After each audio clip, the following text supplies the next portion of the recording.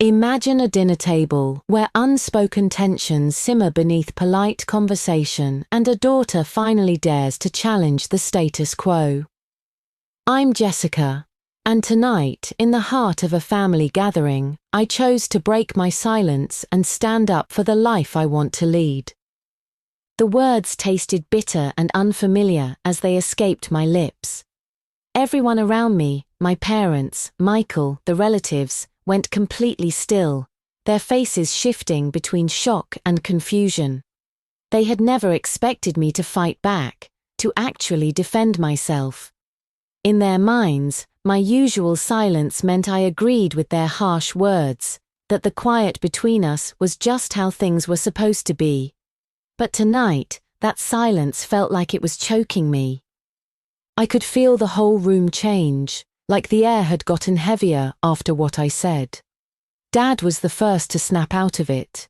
He raised an eyebrow and his face got tight, a deep frown forming. "Getting investors?" he shot back, his voice cutting. "Jessica, we're talking about having a real stable job here. You won't find that in tech. People are here today, gone tomorrow. It's just a trend, right? The next big thing will be old news before you blink." His words stung because I'd heard them so many times before. But tonight, something inside me refused to back down. I wasn't going to let this moment disappear like all the others. I took a slow breath and picked my words carefully. "You're right, Dad. Tech isn't like the jobs you know. It's unpredictable and can be rocky. But that's exactly what makes it amazing. The chance to create something from nothing, to be part of something that could actually change the world. That's what I'm fighting for. And it's not some phase. It's my choice." My voice shook a little, but I wouldn't let that stop me. I was done letting them tear down what I loved just because they didn't get it. Michael stood there clutching his car keys like some trophy, and I could see that same judgmental look in his eyes. His success had always been their golden example, the perfect life they wanted me to copy. "Michael, you know exactly what I mean," I said, turning to face him directly, my voice getting stronger. "You've always had the kind of success that everyone notices and applauds, but just because we're on different paths doesn't make mine any less real or important. The world is changing fast, and I'm helping to shape that change." For just a second, Michael looked genuinely surprised. I had never confronted him like this, especially not in front of everyone. But this was my moment, and I wasn't about to waste it. "Maybe," Michael began, his voice sounding uncharacteristically cautious. "But you're still in San Francisco, living in that world. How much is enough, Jessica? Do you really need all this tech stuff? You're just one of those startup dreamers, aren't you?" His tone wasn't as dismissive as I had expected, but it still carried that familiar edge of superiority. To him, and to most of our family, the tech world was a nebulous place full of hype and uncertainty. They didn't see it as a legitimate career path. I smiled, not out of mockery, but with the quiet confidence that came from knowing my worth. "Yes, I am a startup dreamer, and maybe that sounds strange to you, but I'm working on something real. The company I'm building, the people I'm collaborating with, they all believe in what we're doing. It's not about the money or the fame. It's about creating something that lasts." There was a long silence after my words hung in the air, and I could feel the weight of my parents' expectations pressing down on me. They didn't want to understand my world. To them, it was alien, a place where dreams were bought and sold with no promise of success, where every venture carried the risk of falling apart. They wanted me to have security, a steady job where I could count on a paycheck every month and know that retirement would come with a comfortable pension. It was a different world than the one I inhabited. "Jessica," my mother said softly, breaking the silence, "we just want you to be safe. We don't want you to end up like some of those people we read about, losing everything when the bubble bursts. Her concern was genuine, and I could see the love in her eyes. But it stung just the same. I didn't want to be safe in the way they imagined. I didn't want to live a life of comfort that came at the expense of my own passions and dreams. I appreciate that, Mom. I really do, but I'm not afraid of failure. I've seen people fail, yes, but I've also seen people succeed in ways that would have been unimaginable just a few years ago. It's not just about the end result, it's about the journey, the things I'm learning along the way. I'm not sitting behind a desk all day, pushing papers. I'm building something that has the potential to change the way we live and work. I don't want to look back one day and regret not taking that chance. The room had grown quiet again, but the tension was different this time. It wasn't the kind of silence that meant disapproval or judgment. It felt more like a collective holding of breath, as if they were waiting for me to prove myself right or wrong. For a moment, I wondered if I would ever convince them, if they would ever truly understand my world, my choices, my passion. But then I realized something important. I didn't need them to understand. I only needed to understand myself. My father cleared his throat again, this time without the usual edge in his voice. Well, it's your life, Jessica. You've always been stubborn. But if you're happy, that's what matters most, I suppose. I could hear the reluctant acceptance in his tone, the small acknowledgement that maybe, just maybe, I was on the right path. I smiled, feeling a weight lift off my chest. I am happy, Dad. More than I've ever been. And for the first time in a long time, I felt like my choices, my dreams, my life had value. They might never fully understand the world I was building, but I no longer felt the need to make them. What mattered was that I believed in it. And that, at the end of the day, was all I really needed. An uncomfortable silence hung in the air. My father's brow furrowed, my mother's smile remained frozen, and Michael, as if he had just heard the funniest joke, scoffed loudly. Investors? Jessica, stop kidding yourself. How much could your project possibly be worth? Listen to your mum and dad. Just come back home, and I'll help you find a real job. His tone was thick with condescension, practically oozing superiority. I didn't engage in the argument. Instead, I simply lifted the glass of juice before me and took a small sip. The cool liquid slid down my throat, momentarily numbing the torrent of emotions swirling inside me. They had no idea what I had given up for this family. Over the past 5 years, I had functioned like a precise ATM, funneling a total of $120,000 into this household. 5 years ago, just as I had secured my first job in San Francisco, my father suffered a sudden heart attack. Faced with a medical bill amounting to $40,000, my parents were in despair. They spent an entire sleepless night, overwhelmed by the burden of it all. It was I who stepped in, gritting my teeth, maxing out my credit cards, and borrowing money from friends to scrape together the life-saving funds. I never told them how, in order to pay off that debt, I was sleeping only 4 hours a night. On top of my regular job, I took on 3 freelance projects, typing code until my fingers were sore and cramped. During that period, the most familiar scents to me were the bitter tang of instant coffee at 2 in the morning and the cold metallic scent of my keyboard. 3 years ago, Michael was preparing to buy a house in the city center for his wedding, but he was short $50,000 for the down payment. My parents reached out to me for help. On the other end of the line, my mother's voice carried a mix of pleading and expectation. Jessica, your brother is the eldest son in the family, and his wedding is a major event. As his sister, don't you think you should help him out?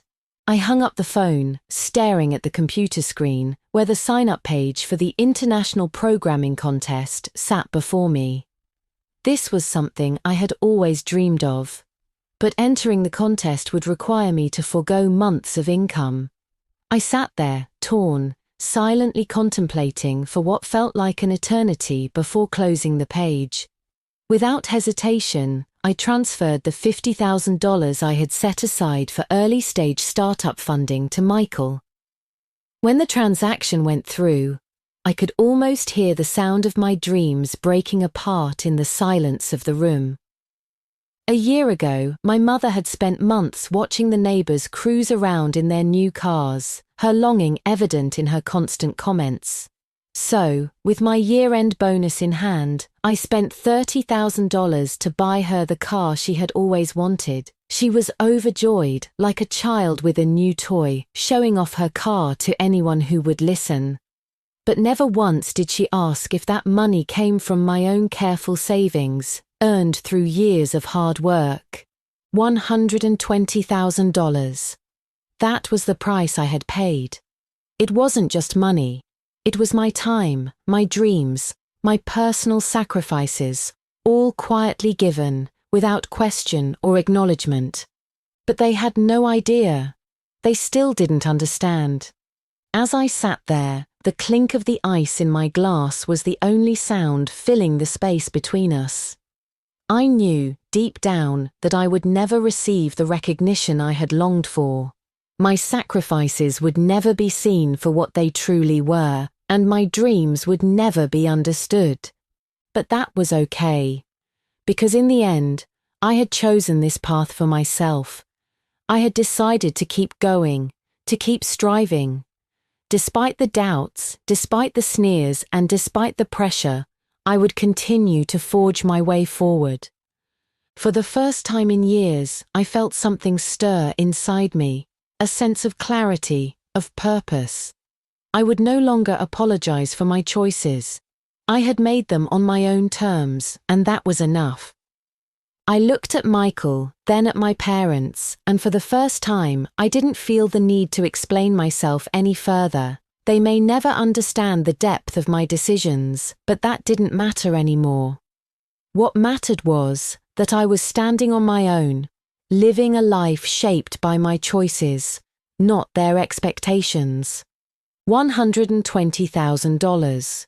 It wasn't just money, it was the price of my independence, the cost of my ambition, and the mark of my commitment to building something greater than what they could see. And as I sat there, a small, quiet satisfaction began to replace the frustration. The investment was already paying off, even if they couldn't see it yet. For once, I was at peace with the sacrifices I had made. I had chosen my path, and that was enough. This was the dream I once gave up on.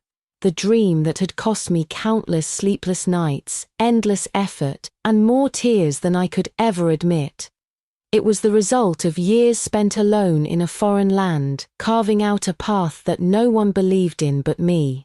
Every line of code, every failed prototype, every tiny breakthrough, it all carried the weight of my solitude and my stubborn faith. And yet, in their eyes, I was nothing more than a daughter who had lost her way. To them, I was the girl who wasn't doing anything proper, the one who spent her life staring blankly at a computer screen, wasting her youth on something they could not understand. Michael, my brother, had used the money I sent him to buy a house. That single act made him, in their words, a responsible man, someone who knew how to plan for the future. My mother drove the car I had purchased for her, a shiny silver sedan that she adored. And yet, she would look me in the eyes and gently, almost lovingly, suggest that I give up my little hobby, settle down, and live a normal life. It was an irony so perfect it almost made me laugh. The family gathering that night dissolved into awkward silence and thinly veiled criticism. I smiled, nodded, and said little. There was no point arguing, their minds were made up. When it finally ended, I left quietly, the noise of laughter and clinking glasses fading behind me like a door closing on a life that no longer fit. Back in my small apartment in San Francisco, I locked the door and stood still for a moment, letting the quiet embrace me.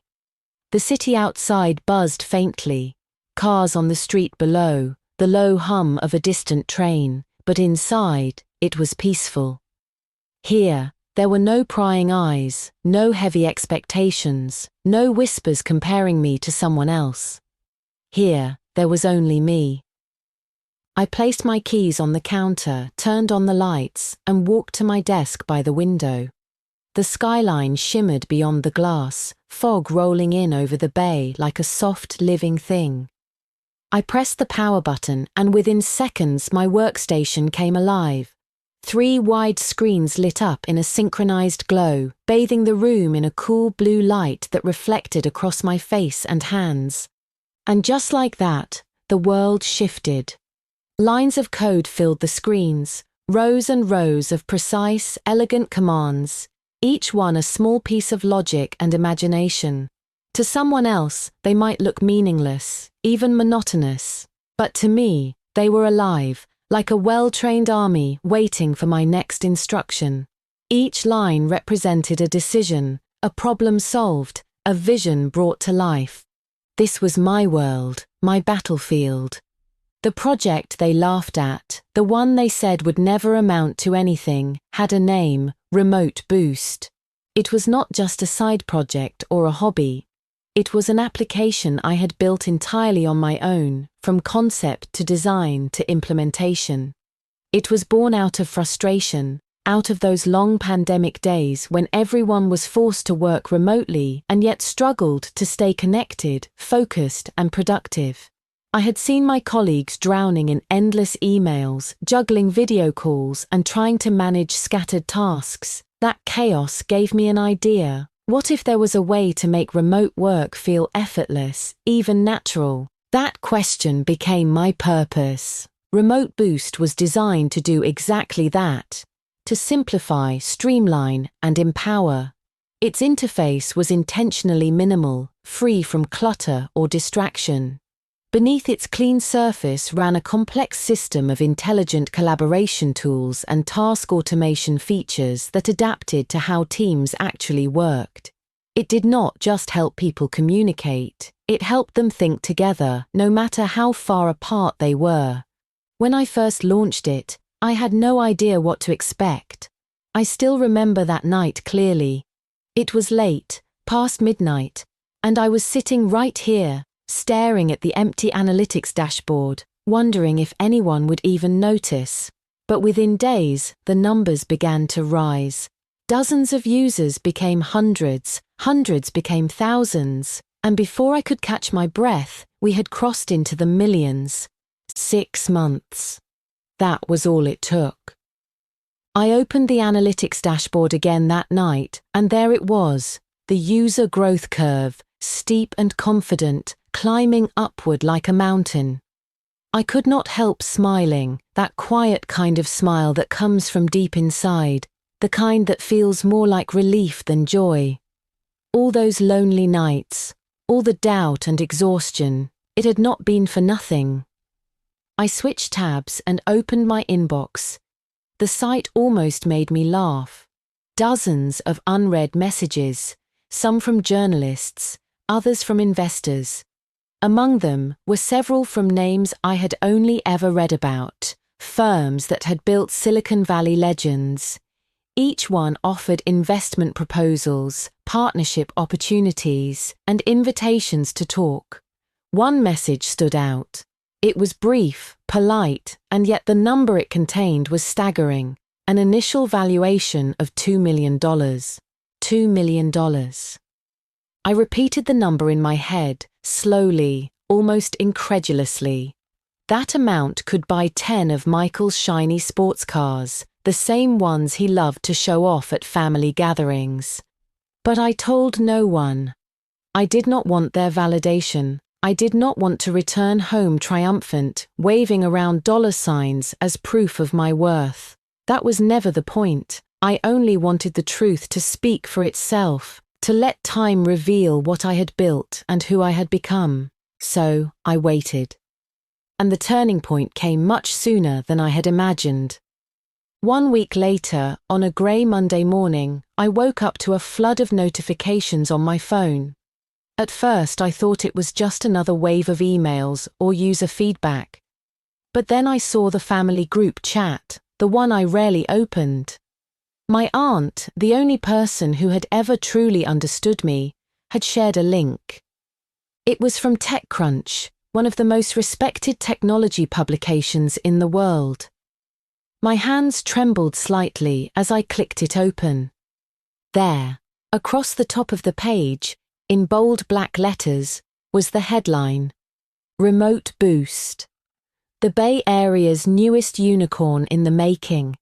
An exclusive interview with founder Jessica." For a long moment, I just stared at the screen. The words felt unreal. Beneath the headline was a photograph of me, taken weeks earlier during an interview I had almost turned down, thinking it was too soon for press coverage. In the photo, I was sitting by my desk, smiling faintly, the glow of the monitors behind me casting a soft halo around my silhouette. The article told my story in a way I never could have explained to my family. It spoke of long nights, of vision and persistence, of how one woman had quietly built a company that was reshaping the future of work. It mentioned the millions of users, the innovation behind the product, and the growing interest from investors. It painted Remote Boost not as a hobby, but as a revolution in progress. By the time I reached the end of the article, the group chat had already exploded with messages. My cousins were posting emojis, my aunts were asking questions, and even my mother had sent a single message, a simple one. "I read it," she wrote. "Is that really you?" I did not reply immediately. Instead, I leaned back in my chair, closed my eyes, and listened to the quiet hum of the city outside. Somewhere in the distance, a foghorn sounded over the bay. The air smelled faintly of rain and salt. Yes, it was me, the same daughter who had once been told to give up, the same woman who had been laughed at for chasing something invisible. I had not changed. I had simply built a world they could finally see. For years I had believed that success would feel like fireworks, loud, dazzling, undeniable. But in that moment, it felt more like calm. It was the silence after a long storm, the peace that comes when you realize you no longer need to prove anything. I turned back to my screens, where the lines of code still waited patiently, glowing softly in the dark. This was still my battlefield. And I was not done fighting, not yet. Somewhere out there, a young woman might be sitting alone at her desk, just as I once did, wondering if her dream is worth the pain. Maybe she will read that article, see Remote Boost, and think to herself, if she could do it, maybe I can too. That, I thought, would be the greatest reward of all. The turning point arrived sooner than I had anticipated. Just 1 week after the article's release, my aunt, the only one in the family who had consistently supported and understood my vision, shared the piece in the family group chat. It was an exclusive feature from TechCrunch, one of the most respected tech media outlets in the world. The headline was as bold as it was exciting. "Remote Boost, the Bay Area's newest unicorn in the making, an exclusive with founder Jessica." The image accompanying the article showed me standing on stage at a major industry conference, microphone in hand. Behind me, the large Remote Boost logo filled the screen, dominating the background. I was illuminated by the spotlight, my posture exuding confidence, my gaze sharp and resolute. The woman in the picture, vibrant and self-assured, appeared almost like a stranger to the quiet, shy Jessica they were familiar with from family gatherings. The article offered a comprehensive look at Remote Boost's groundbreaking technology, its rising success in the market, and my personal journey as the founder. Toward the end, a quote from a prominent investor appeared. Jessica possesses a rare combination of technical genius and keen market insight. She is not just building an app, she is shaping the future of work. Additionally, the article mentioned that Remote Boost had just closed its Series A funding round, with the company now valued at a staggering $2 million. The moment the article was shared, the family chat descended into an eerie silence. For what felt like an eternity, 10 minutes passed without a single message. And then, like a volcano erupting, the chat exploded with activity. The first response came from my mother. She sent a series of voice messages, one after another. When I listened, her voice cracked with a mixture of awe and disbelief. "Jessica? Is this really you? $2 million? Is this for real?" Next, my father responded. Instead of typing out a message, he called me directly. I answered the phone, and his voice on the other end was hesitant, unsure, completely different from the commanding tone he usually employed. Jessica, Dad, I saw the news. You really?" I stayed calm, answering matter-of-factly, "Yes, Dad, it's true." On the other end, there was a long pause. Then, my father exhaled deeply, a sigh that seemed to carry so much more than just air. It was filled with shock, a bit of regret, and something I had never heard from him before, an unmistakable reverence for my accomplishments. For years, I had been the quiet, obedient daughter, the one who had chosen an unconventional path, much to my family's disapproval. I had followed my own dreams, often at the cost of their understanding. But now, for the first time, I sensed that something had shifted. They were seeing me differently, and the respect they had long withheld from me was finally beginning to surface.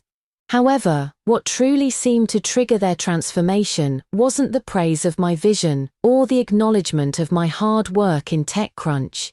It wasn't even the recognition of my technical innovation or market insight. No, what caused their change in attitude was far simpler and perhaps far more superficial. The cold, hard, glittering number, $2 million. That, more than anything, seemed to resonate with them. It wasn't my ideas, my passion, or my perseverance that got their attention. It was the tangible success, the financial validation of my work, that made them reconsider me. It was, to put it bluntly, the reality of money. It's hard to admit, but the sad truth was this: they had never really taken me seriously until now. Until they saw the value, the financial reward. It was only then that they began to realize that my dreams weren't just childish fantasies, but something worth respecting. It was a harsh awakening for me. I had hoped for their understanding, their recognition of my passions, but instead, they had always clung to old beliefs about success, believing that financial gain was the only true measure of one's worth. And while I couldn't deny the importance of the money, it still stung to think that it was only the number that changed their hearts, not my character or achievements. I had dreamed of being seen as more than the quiet, thoughtful girl they once knew. I had wanted them to acknowledge the hard work and innovation I poured into my company, the sacrifices I made to bring my vision to life. I wanted them to understand that I wasn't just chasing numbers. I was changing the way we work, the way we interact, the way we live. But it wasn't until that number, $2 million, flashed on the screen that they began to see the reality of what I had built. It was a bitter realization, one that forced me to confront a painful truth about my family and their perception of success. And yet, as much as it hurt, I couldn't entirely blame them. The world we live in is obsessed with money. It dictates success, status, and worth.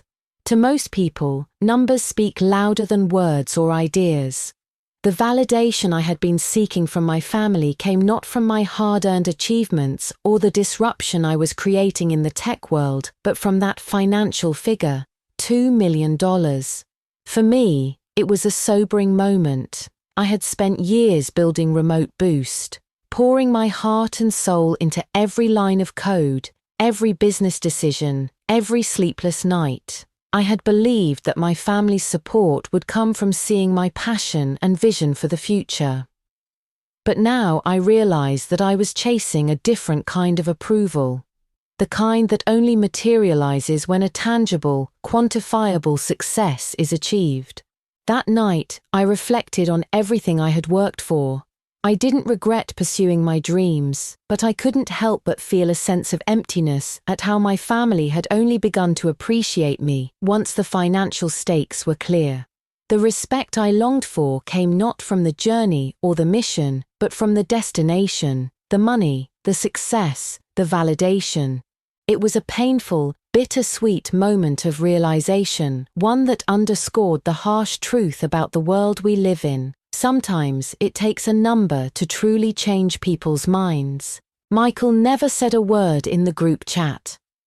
The silence stretched on, leaving me to wonder if perhaps he was reflecting on everything, or simply choosing to stay quiet.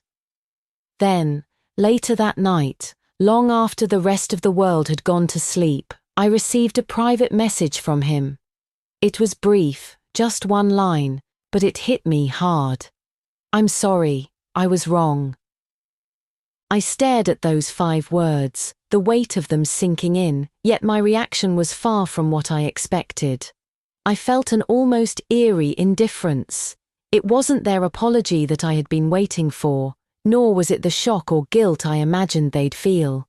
What I had truly hoped for, deep down, was something different. I had hoped that they would come to understand the work I am so passionate about. I wanted them to see the value in what I was doing, not just in the old, narrow terms of what they had always known and believed. But, as I sat there, staring at the screen, it became crystal clear that the shift in their attitudes had not been driven by their newfound admiration for my expertise, my vision, or my dedication to my work, all of which had been shared in glowing articles on TechCrunch. No. What had truly moved them wasn't my hard-earned recognition in the world of technology. It was the cold, hard figure they could grasp, $2 million. It was a harsh truth, and in its bluntness, it said everything about the way the world works, and perhaps even about the way they saw me all along. Money, success, and numbers, those were the metrics that finally got their attention. And that, sadly, was the reality I had to face. After that, life began to change in ways that felt almost imperceptible, but in time, it became impossible to ignore. Family gatherings, once filled with awkward silences or uncomfortable small talk, now seemed to revolve around me in a way I hadn't experienced before. Suddenly, I was the focal point. They would cautiously approach me as if testing the waters, asking about things like the internet, big data, and artificial intelligence, topics that, just months ago, would have been completely foreign to them. Of course, they had no real understanding of what I was talking about, but now, it was as if my words held some new weight simply because they had become aware of my achievements, or at least the numbers attached to them. My father, who once harped on about me finding a respectable job, his idea of success, had completely changed his tune. No longer was he pressuring me to follow a traditional career path. Instead, he began telling his old friends with a sense of pride. "My daughter is in the United States, working in high tech. Her company is valued at $2 million. Even Michael, who had always been the more distant and competitive one in our family, began to soften around me. The sharp, biting edge he once had in his words and actions was now noticeably dulled. He started asking about my work in a way that felt genuine, almost curious. He would inquire about the latest industry trends, as if he was really trying to understand what I did. Our relationship, it seemed, was returning to something more innocent, more like it had been years ago, before he became a sports star and before I left for my life abroad. It was as if we had returned to a simpler time, when we were just siblings, without the complex layers that had come with our separate paths. For a while, everything seemed to be improving. The tension in my family seemed to fade away. We were communicating better, understanding each other more, and, whether or not they admitted it, I could tell they were beginning to appreciate what I had built. On my end, my career was flourishing, thanks in no small part to the success of our second round of funding.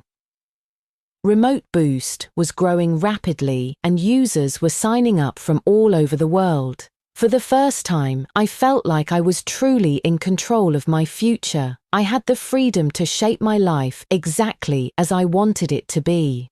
One Saturday afternoon, I stood by the floor-to-ceiling windows in our San Francisco office, gazing out at the city as the sun dipped lower in the sky.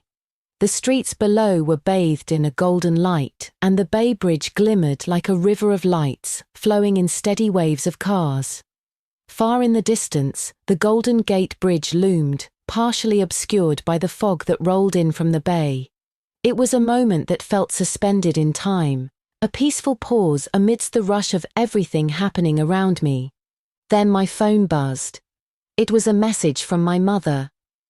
"Jessica, I heard on the news that San Francisco is getting colder. Wear more clothes and don't work too hard." I smiled at the simplicity of her message, the warmth in her words. I replied with a quick, "Okay." I didn't feel overwhelmed by happiness at their newfound appreciation for me. Nor did I carry any bitterness for the years of neglect or misunderstanding. Yes, those years were tough, and I had struggled, especially in the beginning, but they had also been formative. They had shaped me into the person I was today, strong, resilient, and unafraid of standing on my own. What I came to realize, during those quiet moments of reflection, was that true growth wasn't about proving anything to anyone. It wasn't about impressing people with achievements or securing their approval. True growth, I understood, came from within. It was about finding a sense of inner peace, a balance in my own mind and heart, and discovering a strength that no one could take away from me. Family approval, while always a nice thing to have, was not the ultimate measure of my worth. Their recognition was a bonus, a pleasant addition, but not a necessity. I loved them, of course, but the world I had created for myself, the world I had built with my own hands, line by line of code, was where I truly felt at home. This was my stage, my arena, where I could grow, express myself, and, most importantly, make an impact. I had come to understand that I no longer needed to live in response to anyone else's expectations or approval. I no longer needed to fit into the mold of what others thought I should be or do. From that moment forward, I knew I would shine for myself. My value would be defined by the work I did, the projects I brought to life, and the progress I made on my own terms. It was no longer about proving something to others. It was about proving something to myself. I had finally found the strength to live my truth. From that point on, I would define my own worth. My value would be written in every line of code I wrote, every decision I made, and every step I took towards shaping the life I envisioned. The months that followed brought an unexpected rhythm to my life. The success of Remote Boost continued to grow, and with it came new challenges that I had never anticipated. We were no longer just a startup trying to prove our concept. We had become a real company with real responsibilities, real employees, and real expectations from investors who had put their faith and their money into our vision. Our team had expanded from the original 3 founders to nearly 20 employees spread across different time zones. The irony was not lost on me that we, a company built around remote work solutions, were ourselves navigating the complexities of managing a distributed workforce. Each morning, I would wake up to messages from our developers in Eastern Europe, feedback from our marketing team in Austin, and updates from our customer service representatives in Manila. The sun never set on Remote Boost, and sometimes it felt like it never set on my responsibilities either. The office in San Francisco had transformed as well. What once felt like a cozy space where 3 friends could dream big had become a bustling hub of activity. The walls were now covered with whiteboards filled with roadmaps, user acquisition metrics, and feature requests. The casual atmosphere remained, but there was an underlying intensity that came with knowing that every decision we made could affect not just our own futures, but the livelihoods of our growing team and the expectations of our investors.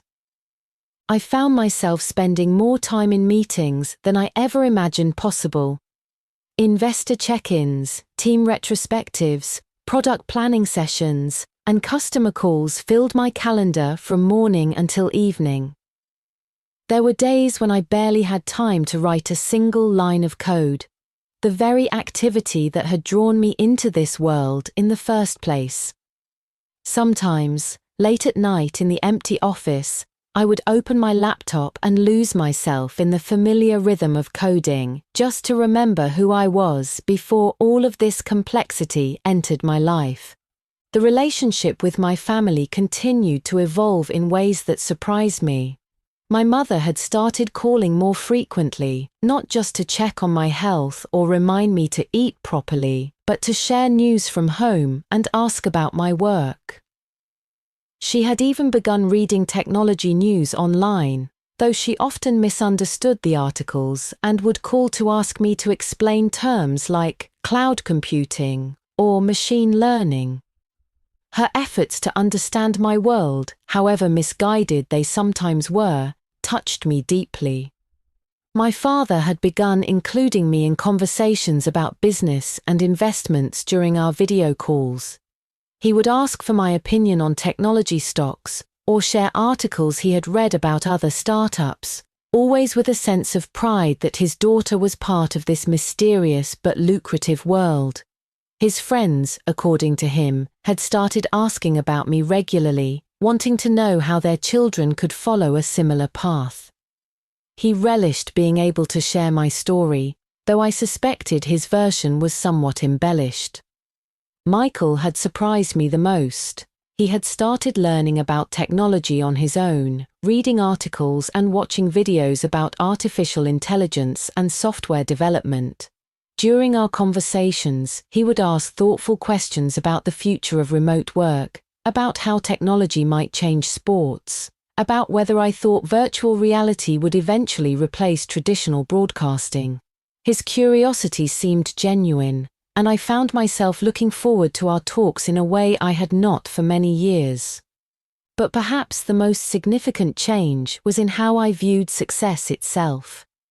The early days of the company had been driven by a burning desire to prove myself, to show everyone who had doubted me that I was capable of great things.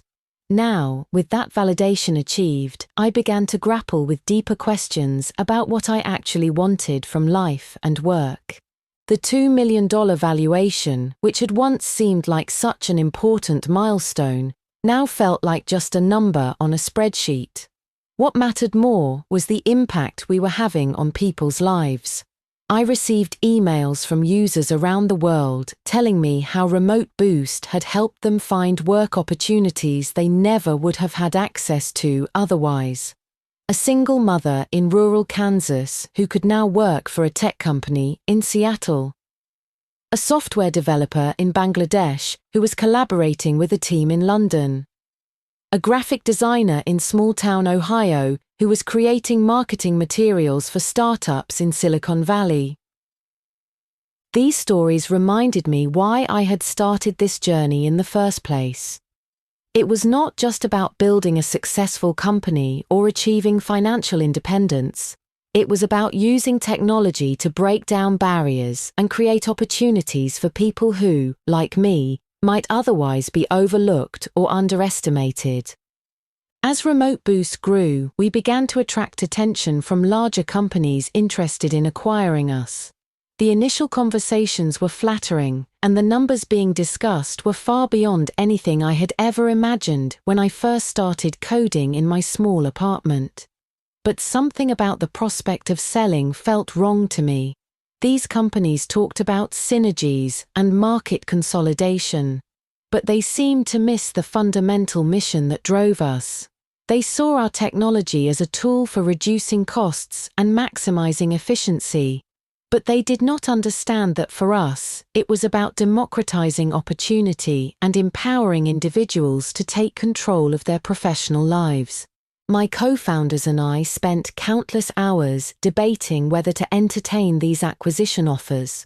From a purely financial perspective, selling would make us all wealthy beyond our wildest dreams. We could pay back our investors many times over, reward our employees with life-changing bonuses, and secure our own financial futures. But it would also mean giving up control of the vision that had brought us together in the first place. During one particularly intense discussion, I found myself thinking about the conversation I had had with Michael months earlier, when he had suggested I get a real job. At the time, his words had stung, because they reflected a narrow definition of success that I was struggling to escape. Now, faced with the possibility of selling out to a large corporation, I wondered if accepting one of these acquisition offers would be just another way of conforming to someone else's definition of success. The decision became even more complicated when we learned that one of our potential acquirers was planning to shut down our remote work platform and integrate our technology into their existing enterprise software suite. The very thing we had built to help individual workers would become just another corporate tool for managing employees. The irony was almost too much to bear. I began to understand that building a successful company was not just about reaching certain financial milestones or achieving recognition in the press. It was about staying true to the values and vision that had motivated you to start in the first place, even when doing so meant passing up opportunities that others might see as obvious wins. This realization changed how I approached every aspect of the business. Instead of focusing solely on metrics like user growth and revenue, I started paying more attention to user satisfaction and the quality of the opportunities we were creating. We implemented new features based not just on what would drive engagement, but on what would genuinely help people build better careers and more fulfilling work lives. We also began to think more seriously about our company culture and values. As we hired new employees, we made sure they understood and shared our mission of democratizing opportunity through technology. We instituted policies that reflected our commitment to remote work, not just as a business model, but as a way of creating a more inclusive and flexible workplace. One evening, as I was reviewing resumes for a new engineering position, I came across an application from a young woman in a small town in India. Her background was remarkably similar to mine from a few years earlier. She had taught herself to code, had built several impressive personal projects, but lacked the traditional credentials that larger companies typically required. Her cover letter was passionate and articulate, explaining how she had discovered programming as a way to create opportunities for herself in a place where such opportunities were scarce. I immediately knew we had to interview her. During our video call, her enthusiasm and technical skills were evident. But what impressed me most was her perspective on technology as a tool for social change. She talked about wanting to build software that could help other people in similar situations, people who had talent and ambition but lacked access to traditional networks and opportunities. We hired her, and she quickly became one of our most valuable team members. But more than that, her presence reminded me daily of why this work mattered. Every feature she built, every bug she fixed, Every user interaction she improved was motivated by a deep understanding of what it meant to use technology to create opportunity where none had existed before. As winter approached in San Francisco, I found myself reflecting on how much had changed in just over a year. The office that had once felt too big for our small team now buzzed with activity from morning until night. The product that had started as a simple idea had evolved into a comprehensive platform used by thousands of people around the world. The company that had begun as a way to prove myself had become something much larger and more meaningful. But perhaps the most significant change was in my relationship with my own ambitions and dreams.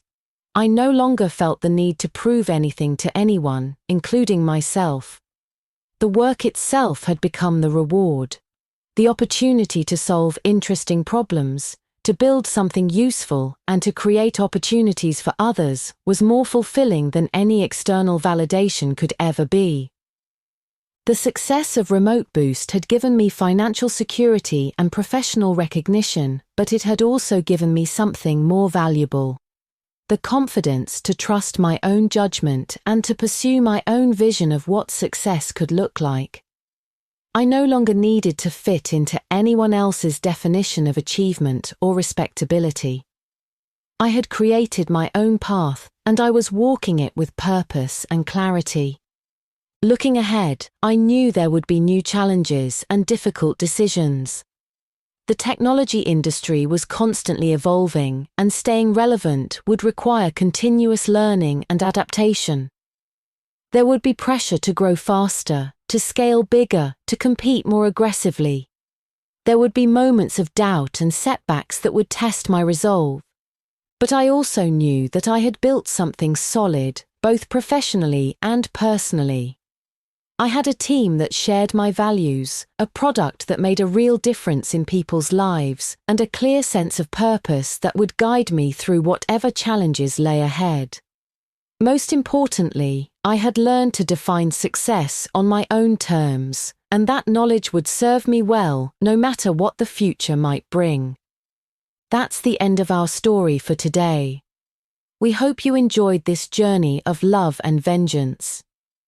We'd love to hear your thoughts and reflections in the comments below.